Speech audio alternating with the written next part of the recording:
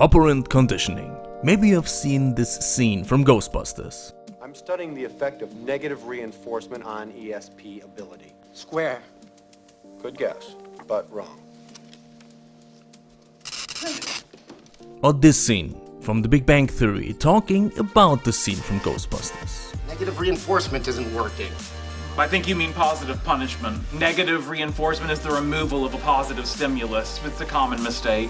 Well, it's used incorrectly all the time. Even Bill Murray makes that mistake in the first scene of Ghostbusters. These scenes spark quite the discussion whether or not they are correct or totally poppycock.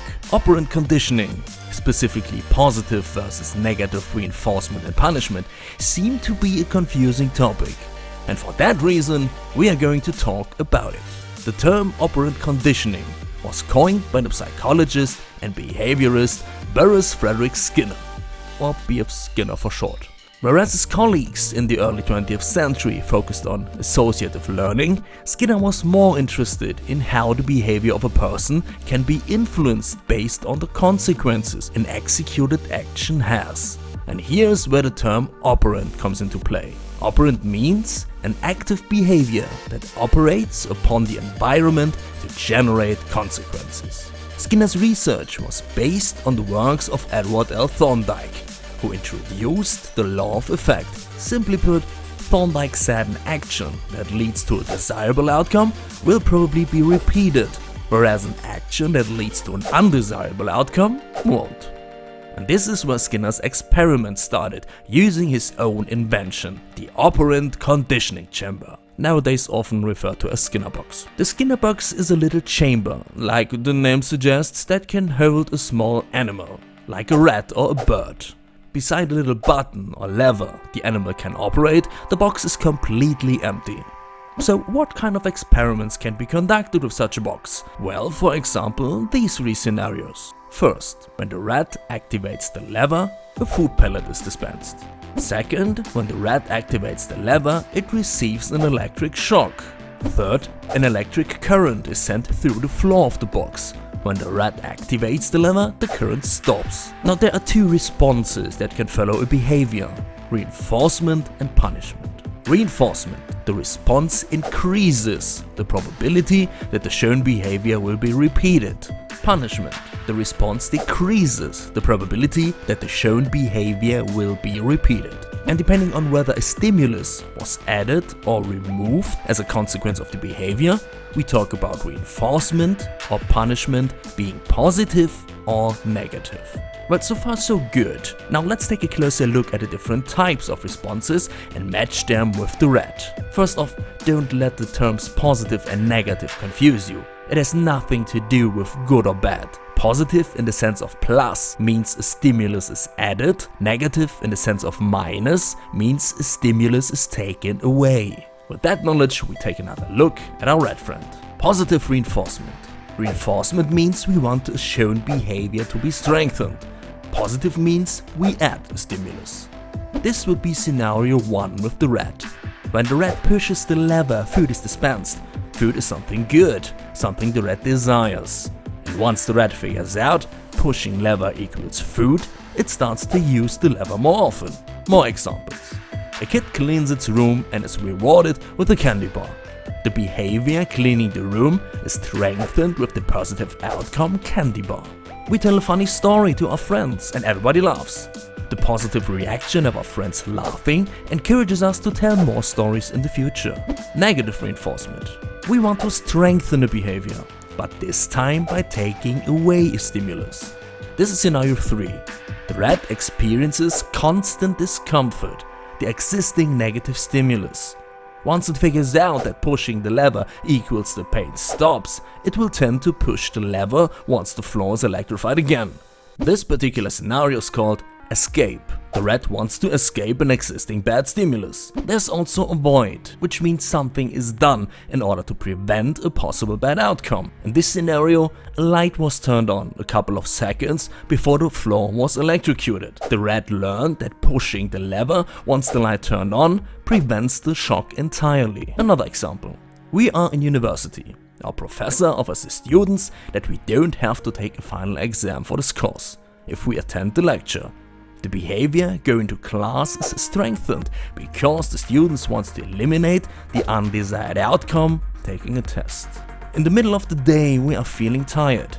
To get rid of the sleepiness, we chug an energy drink. The behavior of drinking caffeinated drinks is strengthened because they help us to remove the unwanted state of being tired. Stopping at a red light. We stop at the light to avoid getting into an accident or to get a ticket for running a red light. Positive punishment. Punishment means we want to weaken a shown behavior. Positive means we add a stimulus. This is scenario 2. A rat runs around in the box, pushes the lever and gets an electric shock. Once the rat figures out that the lever induces pain, something undesirable, it starts to avoid the lever. Another example. We drive too fast and get a speeding ticket. Our behavior of driving too fast is weakened because we experience the new stimulus of paying money. We cut ourselves with a knife. In the future, we won't be so careless anymore handling a knife, because it bloody hurts. We have an allergic reaction to food. An undesirable outcome occurs in the form of our face swelling up. Because we don't want that to happen again, we will pass on that food in the future. Note: punishment does not have to occur between individuals. Punishment in the sense of operant conditioning means a person experiences an undesirable stimulus. It doesn't matter if it was caused by our parents or a peanut. Negative punishment. Again, we want to weaken the behavior, but this time by taking away a desirable stimulus. You might wonder, we only had 3 scenarios. And that is correct. To be honest, I could not find an example for negative punishment involving the Skinner box. So in theory it could be something like this. The rat is inside the box, but this time it has access to a food source. If the rat pushes the lever, the access to the food will be denied. For example, the door shuts. And the explanation is that the behavior pushing the lever leads to a desirable stimulus in form of the food to be taken away. Because the rat wants to keep its food, it will stop pushing the lever. Again, this is not an actual example for the Skinner box. I just try to transfer the correct meaning to it. Another example. We bring home a bad grade from school. Our parents punish us for doing so and take our phone away for a couple of days. We drive way over speed limit.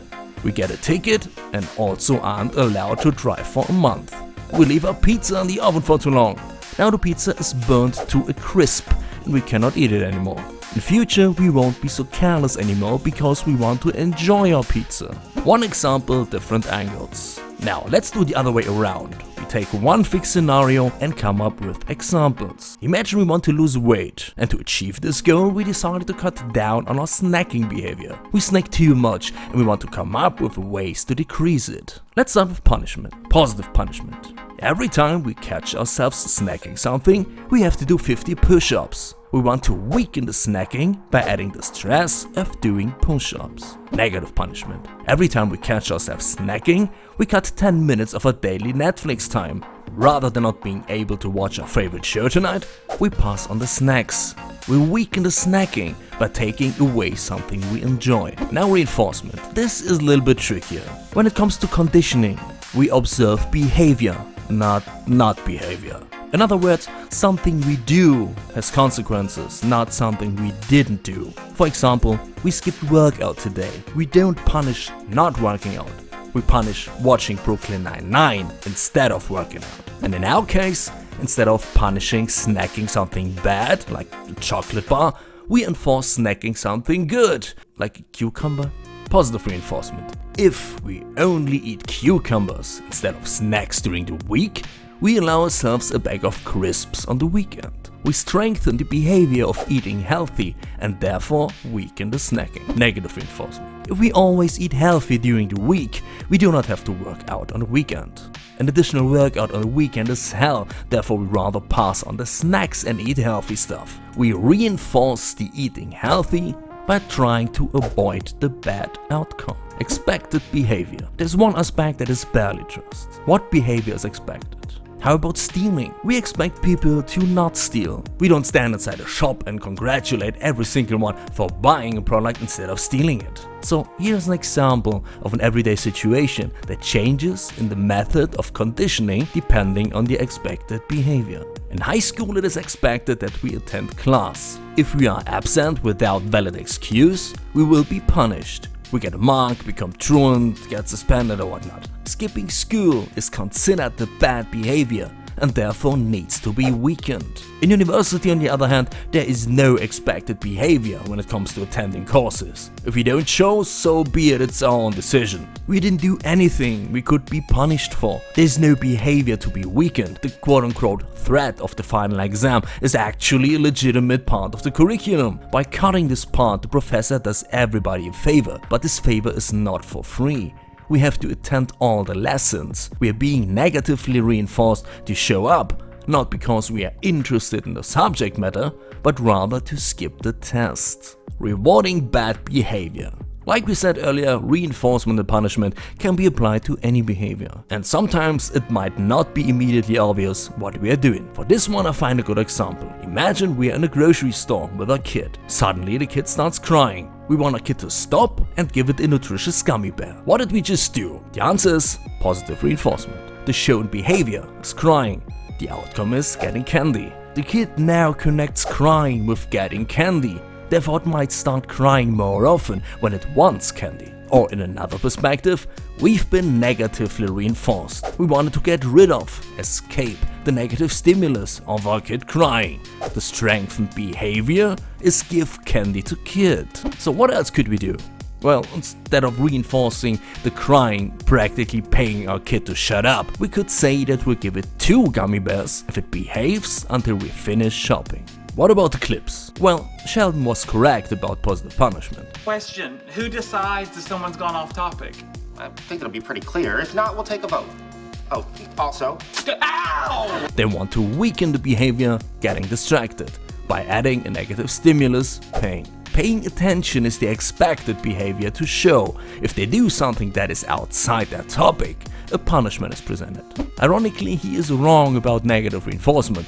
He says, Negative reinforcement is the removal of a positive stimulus. but as we learned, that is negative punishment. Negative reinforcement is the removal of an undesired stimulus. So, was Bill Murray wrong? To answer this question, we analyze the situation from the eyes of the test subject. He has to say the symbol displayed on the card. If he says a wrong one, he is punished with an electric shock. So yes, Bill Murray was wrong. But like I often do, I want to go a step further, maybe even into the absurd. Remember how we talked about expected behavior? First, let's eliminate the ESP. The test subject is straight up guessing. I think it is unfair he's being punished. He only has a chance of 1 out of 5 symbols and cannot do anything to improve the odds. It would be like playing the lottery, but for every number we have wrong, we will be charged money. Now we add the psychic abilities. We imagine the subject now has powers and can get the correct symbol 3 out of 5 times. With these odds, I think punishment is valid. Focus, goddammit! But what if those powers are latent and like in a game have to be leveled up first? We expect him to be able to do it. All he has to do is improve his powers. The negative reinforcement is, if you are correct, we will take that pain away. Nah,